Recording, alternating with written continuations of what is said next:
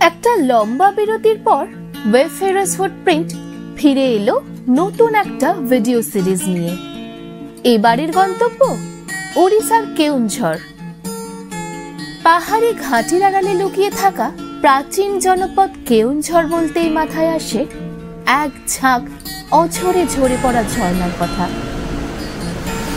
তাই ভরা বর্ষায় বা তার ঠিক পরে কেওনঝড় সেজে ওঠে প্রকৃতির অবাধ সবুজে। আমরাও তাই গত বছরের অগস্ট মাসে গিয়েছিলাম সেখানে।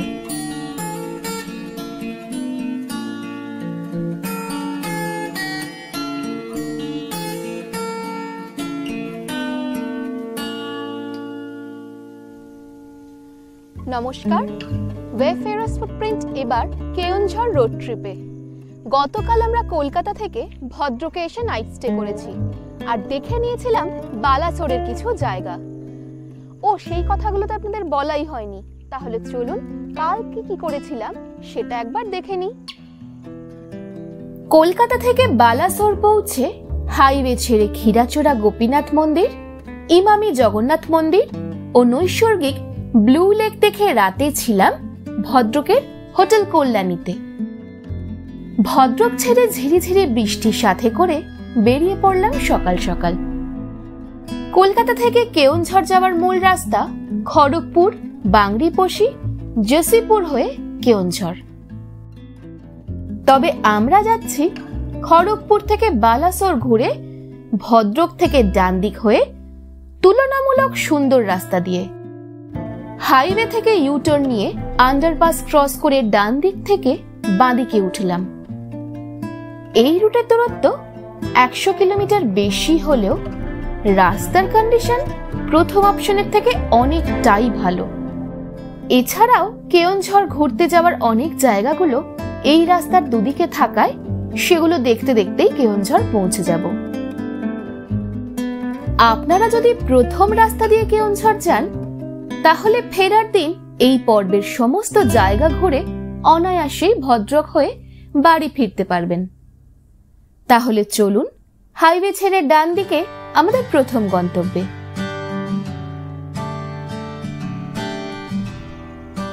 এখন আমরা যাচ্ছি হাতগড় ড্যাম দেখতে। পথে এরকম সুন্দর একটা পাহাড় দেখে থমকে গেলাম।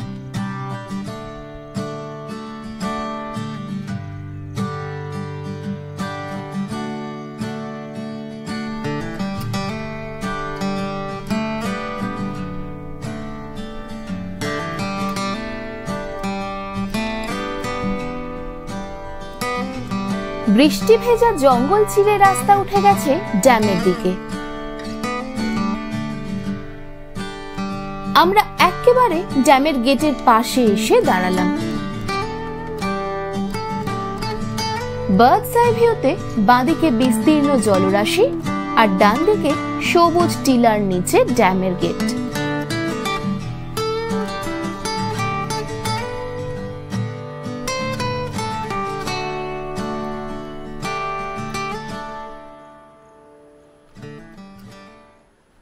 এখন আমরা এসেছি হাদাগড় ড্যাম দেখতে। ড্যামের গেটটাও খোলা রয়েছে, পাচ্ছি দারুণ জোর জলের শব্দ আর দূরের দৃশ্য ভীষণই সুন্দর।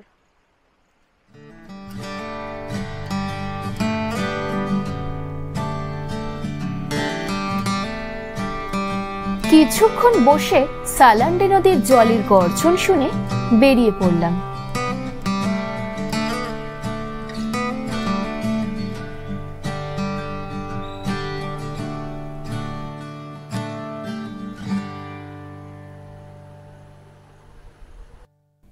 এই রাস্তা নিয়ে এলো আনন্দপুরে বৈতরণী নদীর ওপরের ব্রিজে। বিস্তীর্ণ বালুচর আর তার এক পাশ দিয়ে বয়ে চলেছে শান্ত বৈতরণী নদী।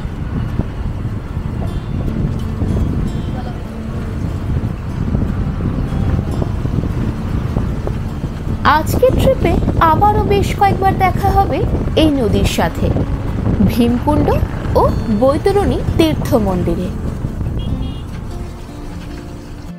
নদী পেরিয়ে ডান দিকে শুরু কেওনঝড়ের হাইওয়ে। টিপ টিপ বৃষ্টির সাথে মিস্টার গ্রেহাউন্ড ছুটে চলেছে। ও, আপনারা মিস্টার গ্রেহাউন্ডকে চেনেন তো? ও হচ্ছে আমাদের সব রোড ট্রিপের যাত্রা সঙ্গী, আমাদের এই নেক্সন।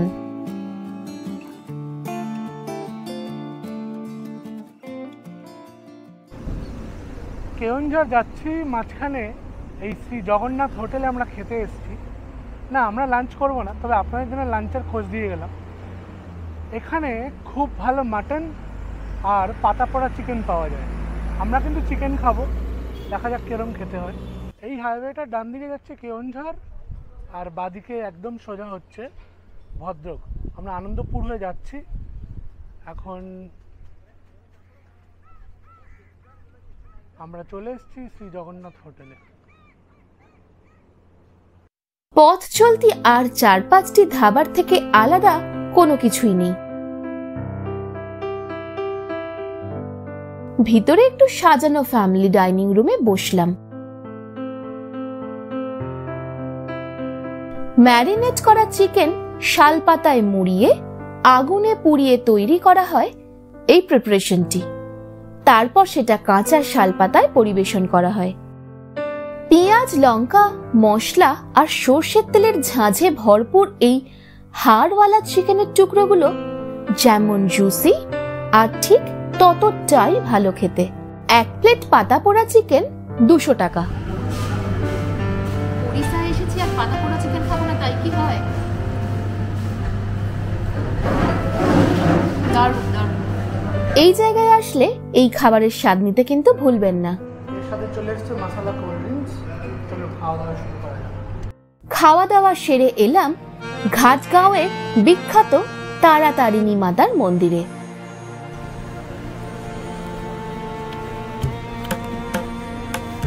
আমরা ভেতরে ঢুকে মন্দির দর্শন করে বেরোতেই গেট ছপ করে বন্ধ হয়ে গেল। বাইরে তখনও প্রচুর ভক্তের ভিড়। মন্দির এখন বন্ধ হয়ে গেছে, তবে এখানে বন্ধ না হলেও ক্যামেরা নিয়ে ঢোকা যায় না। এই ঘরগুলোতে লকার আছে, এখানে লকারে জিনিসপত্র, ক্যামেরা, মোবাইল রেখে তারপরে মন্দিরে ঢুকতে হয়। 1টা থেকে 3:30 মন্দির বন্ধ থাকে, তো সেই সময়টা মাথায় রেখে মন্দির দেখতে আসবে।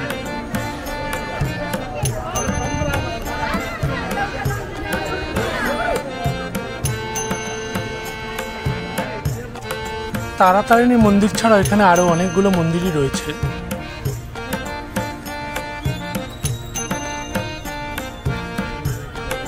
এটা হচ্ছে শিব মন্দির আর এইদিকে হচ্ছে জগন্নাথ মন্দির। তো এটাও 1টায় বন্ধ হয়ে গেছে, 3:30টায় খুলবে।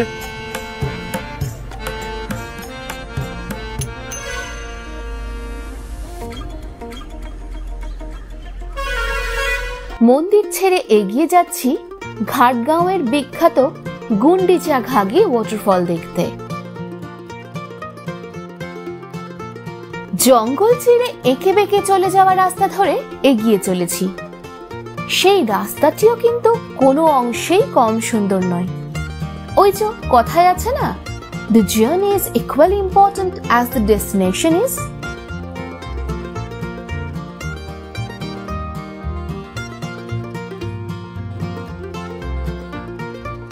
মন্দির থেকে 12 কিলোমিটার বা মিনিট 20 পথ পেরিয়ে পৌঁছে গেলাম ঝর্ণার পার্কিং এ।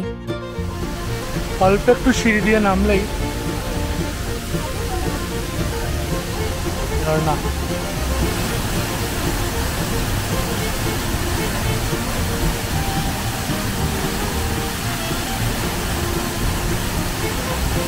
ঝর্ণার তোড় আজ প্রচন্ড, চোখের মধ্যে জল ছিটে ছিটে আসছে হাওয়ার সাথে। অল্প ভিড়ও আছে এখানে।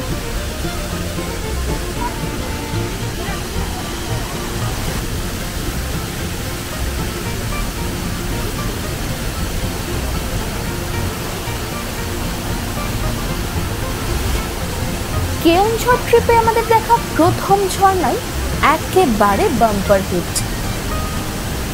এখানে এসে বুঝলাম কেন ভরা বর্ষায় কেওনঝড় টুরিস্টদের কাছে এতটা জনপ্রিয়।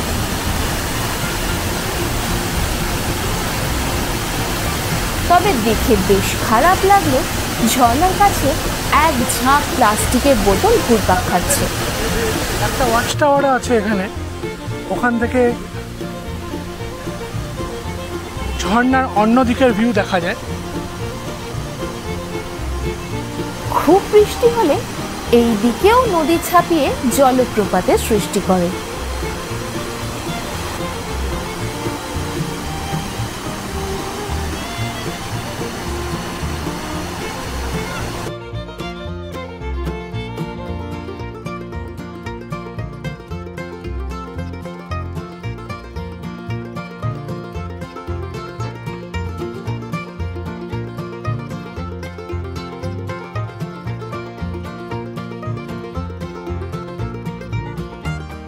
ফিরে চললাম গুন্ডিচাঘাগি ওয়াটারফল থেকে।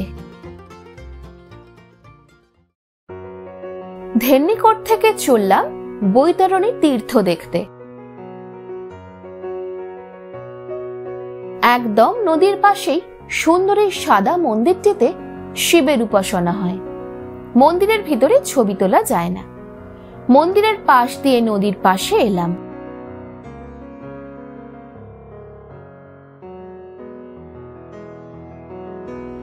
এখানে বৈতরণী আগের তুলনায় অনেকটাই কম চওড়া হলেও স্রোত অনেকটাই বেশি।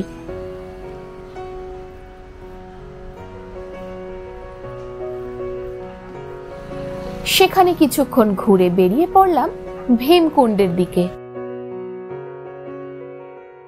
যাওয়ার রাস্তাটি তখন তৈরি হচ্ছে, তাই কন্ডিশন অতটা ভালো নয়। আপনারা ধেন্নিকোট থেকে মেইন রোডের ম্যাপটাই ফলো করবেন।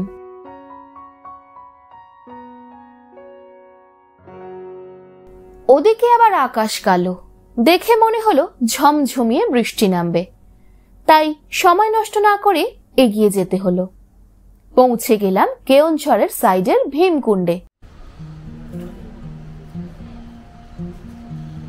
টিকিট কেটে ভিতরে ঢুকলাম। এইখানে বৈতরণী নদী পাথরে নদী খাত দিয়ে বয়ে গেলে এক অপরূপ শোভা সৃষ্টি হয়, সেটা দেখতেই তো আসা। নদীর ওদিকে ময়ূরভঞ্জ জেলা, সেদিকেও এরকমই আরেকটি ওয়াচ টাওয়ার রয়েছে।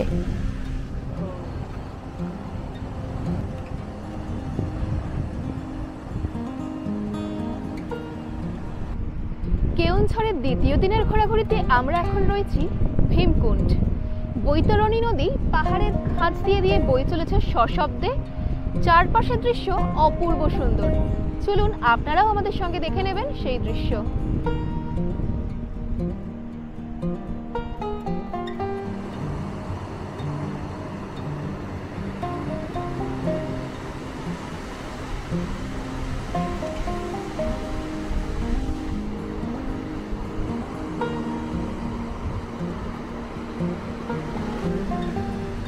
কাছেই শিমলিপালের জঙ্গল, রামতীর্থ, সারান্ডা এগুলো ঘুরতে এলেও এই জায়গাটা কোনো কারণে বাদ পড়ে গেছিল।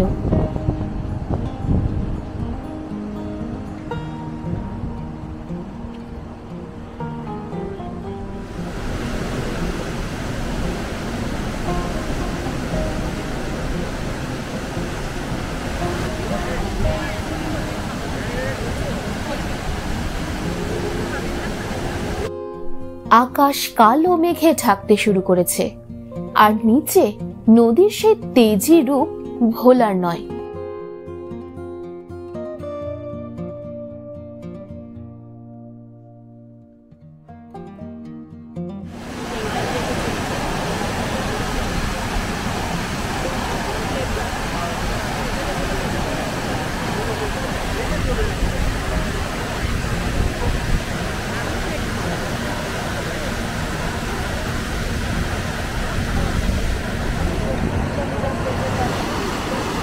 ভাবলেও অবাক লাগে, কয়েক ঘন্টা আগেই শান্ত বৈতরণী নদীর বালুচরে রূপ দেখে এলাম, আর এখানে সবই কতটা আলাদা।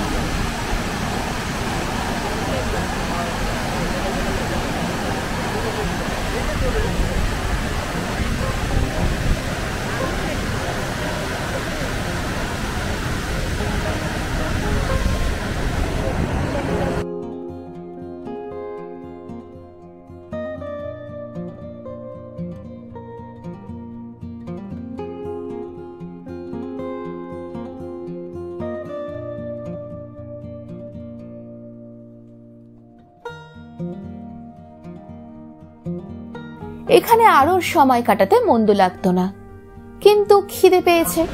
এছাড়াও আমাদের বুক করে রাখা সানা ঘাগরা নেচার ক্যাম্পে লাঞ্চ দেবে, তাই বেরিয়ে পড়লাম। ধেন্নিকোট এসে ভাবলাম যাওয়ার আগে কাছেই সীতাবিঞ্জি ঘুরেই আসি, না হলে আবার একবার এদিকে আসতে হবে। সামনে ভালো রাস্তা থাকলেও গুগল ম্যাপের ভাষায় মেইন হাইওয়ে থেকে টোল বাঁচিয়ে বাঁদিকে শর্টকাট গিয়ে একটু যেতেই গেট দেখতে পেলাম। কিন্তু একটু যেতেই কাদায় ভরা রাস্তা দেখে থমকে গেলাম। নেপালের মুক্তিনাথ যাওয়ার সময় এই রকম রাস্তার অভিজ্ঞতা রয়েছে, তাই সাহস করে জিগজ্যাগ করে এগিয়ে চললাম।